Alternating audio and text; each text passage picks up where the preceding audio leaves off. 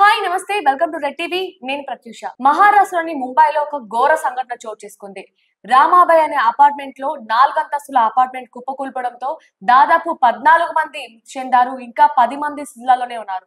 ఈ సంఘటన 11:30కి చోటు చేసుకుంది.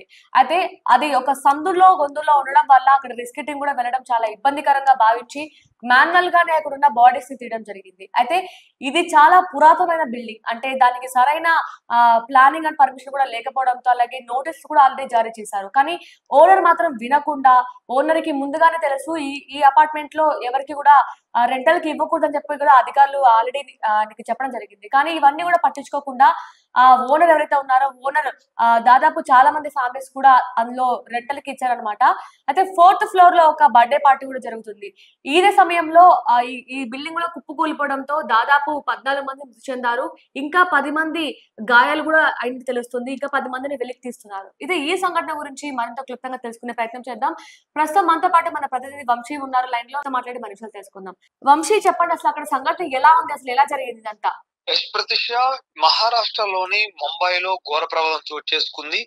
ఈ రామాబాయ్ అపార్ట్మెంట్ అనేది అంటే ఇది ఓల్డ్ బిల్డింగ్ గా పురాతనంగా కట్టినట్టుగా చెప్తున్నారు. దీనికి గతంలో కూడా గవర్నమెంట్ నోటీసులు ఇచ్చినట్టుగా ఈ బిల్డింగ్ లో ఎవరు ఉండకూడదు, దీనికి ఎక్స్పైర్ అయిపోయిన టైము ఉండకూడదు అన్నట్టుగా చెప్పారు. అయినా కానీ గవర్నమెంట్ ఇచ్చిన నోటీసులు కానీ తర్వాత ఆ ఇంటి ఓనర్ ఎవరు పట్టించుకోలేదు. ఎందుకంటే ఇంటి ఓనర్ నోటీస్ ఇచ్చినప్పుడు ఎవరు దీన్ని పట్టించుకోకుండా నిర్లక్ష్యంగా ఉండడం వల్ల చాలా మంది కూడా చెప్పారు దీంట్లో అద్దెకి ఇవ్వద్దు, ఎవరిని రెంట్ కి తీసుకురావద్దు అని చెప్పినా కూడా ఆ ఓనర్ ఎటువంటిగా పట్టించుకోకుండా దాంట్లో రెంట్ ఉంచడం.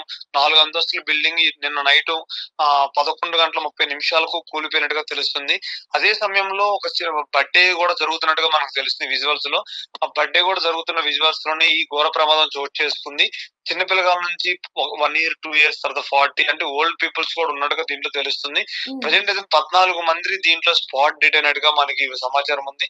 ఇంకా 10-11 మందిని వెలికి తీసే అవకాశం ఉన్నట్టు శిథిరాల్లో ఉన్నారు వీళ్ళు. కొంత టీం వెళ్ళింది అక్కడ. గవర్నమెంట్ అంటే అక్కడ టీం వెళ్ళి వాళ్ళందరూ తీసే ప్రయత్నం చేస్తున్నారు. నైట్ అంత వరకు అక్కడ ఇబ్బందికరమైన చిన్న చిన్న గల్లీల్లో ఉండటం వల్ల రెస్క్యూ టీం ఇవ్వడం కుదరలేదు. ఓన్లీ మాన్యువల్ గా తీస్తున్నారు. ఈ రోజు ఆ జేసీబీలు ఇవన్నీ తీసుకుపోయి చేసే ప్రయత్నం చేస్తున్నారు. కేవలం ఇది గవర్నమెంట్ నోటీస్ ఇవ్వటం కూడా జరిగింది. బట్ కానీ అక్కడున్న ఆ ఇంటి ఓనర్ బిల్డింగ్ ఓనర్ కు ఇవ్వడం జరిగింది. ఆ ఓనర్ ఎప్పుడు కూడా పట్టించుకోలేదు. దానికి ఉన్న సరిగ్గా ప్రికాషన్స్ కానీ ఎలాంటి ఆ మెటీరియల్ సరిగ్గా లేకపోవడం, అది టైం అయిపోవడం. ఓల్డ్ బిల్డింగ్, చాలా ఓల్డ్ బిల్డింగ్ అని చెప్తున్నారు. అయినా కూడా ఓనర్ కి తెలిసి కూడా ఎందుకు ఇచ్చాడు అనే దాని మీద పోలీసులు అదుపులో, అంటే తనను కూడా పోలీసులు అదుపులో అరెస్ట్ చేశారు. అదుపులో తీసుకొని విచారణ చేస్తున్నారు. మరి ఏ పర్పస్ ఇచ్చాడు, ఎందుకు నోటీసులు ఇచ్చినా కూడా ఎందుకు రెంట్ కి ఇవ్వడం జరిగింది, ఈ బిల్డింగ్ ఎందుకు ఖాళీ చేయలేదు, దీన్ని ఎందుకు ఇంకా డిమాలిషన్ చేయలేదు, మీరన్నీ క్వశ్చన్ చేయడం జరుగుతుంది. ఇది కేవలం ఓనర్ చేసిన తప్పిదం వల్ల ఇన్ని మందికి ప్రాణ నష్టం జరిగిందని అధికారులు చెప్తున్నారు. మనకు అర్థమవుతుంది ఇక్కడ. ఓకే వంశీ, అలాగే ఇప్పుడు ఎంత మంది మృతి చెందారు, ఇంకా ఎంత మందికి గాయాలు ఉన్నాయి, అంటే మృతుల సంఖ్య పెరిగే అవకాశం ఏమైనా ఉందా, ఇవన్నీ ఏం చెప్తారు? ఖచ్చితంగా ప్రతిష 14 మెంబర్స్ నైట్ మనకు తెలిసిన ప్రకారం 14 మందిని స్పాట్ డెడ్ అయినట్టుగా మనకు తెలుస్తుంది. ఇంకా బిల్డింగ్ లోపల శిథిరాల్లో ఎంత మంది ఉన్నారనే ఆ బిల్డింగ్ సంఖ్య ప్రకారం ఇంకా 11 మంది లోపల ఉన్నట్టుగా శిథిరాల్లో ఉన్నారు. ఖచ్చితంగా వాళ్ళు కూడా చనిపోయే అవకాశం ఉందన్నట్టుగా చెప్తున్నారు. ఎందుకంటే వృద్ధులు తర్వాత చిన్నపిల్లలు ఎక్కువగా ఉన్నట్టుగా మనకు చెప్తున్నారు. 38, 40, 50 ఏజ్ వాళ్ళు కూడా ఉన్నట్టుగా మనకి చెప్తున్నారు. సో ఇంకా ఇంకా లెక్క పూర్తిగా రాలేదు ఎన్ని మంది ఉన్నారు అనేది. ఇంకా 14 అయితే క్లియర్ గా చెప్పారు. ఇంకా 11 మంది మరి ఎలా ఉన్నారు ఏంటి, ఎందుకంటే నైట్ జరిగిన సంఘటన, ఇంకా దాని రెస్క్యూ టీం ఇంకా పూర్తి చేయలేదు కాబట్టి ఘోర ప్రమాదం జరిగింది అనుకోవచ్చు. 11 మంది కూడా చనిపోయే అవకాశం ఉందన్నట్టు ఇక్కడ ఉన్న స్థానికులు చెప్తున్నారు. Okay Vamshi, thank you. చూసారు కదా, మరి ఇది అక్కడ పరిస్థితి ఇలా ఉందన్నమాట. ఇప్పటికైతే దాదాపు 14 మంది మృతి చెందారు. ఇంకా 11 మందిని వెలికి తీసే ప్రయత్నంలో రెస్క్యూ టీం కూడా ఉన్నట్లు తెలుస్తుంది. అయితే ఈ బిల్డింగ్ గురించి మీరు విజువల్స్ కూడా చూడొచ్చు. అసలు ఎంత పురాతనమైన బిల్డింగ్ మన విజువల్స్ కూడా కనిపిస్తుంది.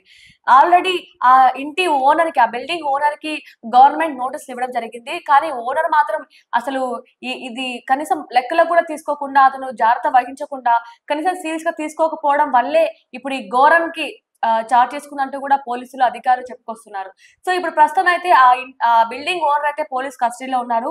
అంటే ఎందుకు ముందే నోటీసులు ఇచ్చినప్పటికీ ఎందుకు నువ్వు ఎవరికి రెంట్లు ఇవ్వకుండా అందరికి రెంట్కి ఇచ్చేసావు, ఎందుకు ఇంతటి ఘోరానికి పాల్పడే విధంగా నువ్వు ఎందుకు సహకరించావు అనే విధంగా పోలీసులు కూడా ఇన్వెస్టిగేషన్ చేస్తున్నారు. మీరు పక్కన విజువల్స్ కూడా చూడొచ్చు, అక్కడ ఎంత దారుణంగా ఉందో పరిస్థితి అనేది కూడా. అలాగే ఈ సంఘటన గురించి మీకేమనిపిస్తుంది? అంటే ఆ ఇంటి ఓనర్ చేసిన తప్పు వల్లే ఈ సంఘటన చోటు చేసుకుంది అనిపిస్తుందా లేదా అనేది కూడా కామెంట్ రూపంలో తెలపండి. Thank you so much for watching.